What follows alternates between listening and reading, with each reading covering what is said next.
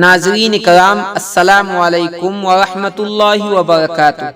ناظرین، جیسا کہ آپ سب کو معلوم ہے کہ میں آپ کے خدمت میں بادشاہوں کے واقعات، سبق آموز کہانیاں، شیخ سعدی کے حکایات، دیگر واقعات لے کر آتا رہتا ہوں۔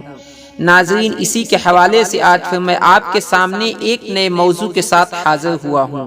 اگر ابھی تک آپ نے ہمارا چینل الصفا اسٹوریز کو سبسکرائب نہیں کیا ہے تو آپ ہمارے چینل کو سبسکرائب کر لیجئے، ساتھ میں بیل آئیکن کی گھنٹی دبانا مت بھولیے گا۔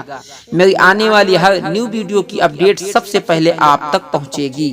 ناظرین، چلیے بڑھتے ہیں آج کے موضوع کی طرف۔ بسم اللہ الرحمن الرحیم۔ فرشتے کون ہیں؟ یہ اللہ تعالیٰ کی بہت بڑی مخلوق ہے اور بہت طاقتور بھی ہے۔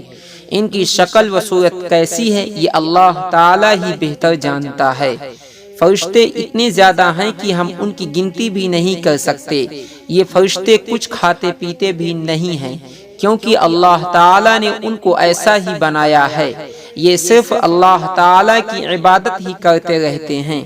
لاکھوں فرشتے اس طرح عبادت کرتے رہتے ہیں جس طرح ہم نماز میں کھڑے رہتے ہیں، اور قیامت تک اسی طرح کھڑے رہ کر اللہ تعالیٰ کی تعریف بیان کرتے رہیں گے۔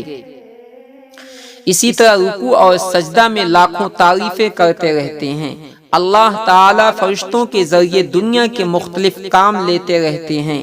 ان کے سب سے بڑے اور مشہور فرشتے حضرت جبرائیل علیہ السلام ہیں، جو ہمارے نبی کریم صلی اللہ علیہ وسلم کے پاس وحی یعنی اللہ تعالیٰ کا پیغام لے کر آیا کرتے تھے۔ جب اللہ تعالیٰ کا بندہ اکیلا یا جمع ہو کر اللہ تعالیٰ کی عبادت کرتے ہیں تو اللہ تعالیٰ کے فرشتے بھی ان کے ارد گرد جمع ہو جایا کرتے ہیں اور ان کی مغفرت کے لیے اللہ تعالیٰ سے دعا کرتے ہیں۔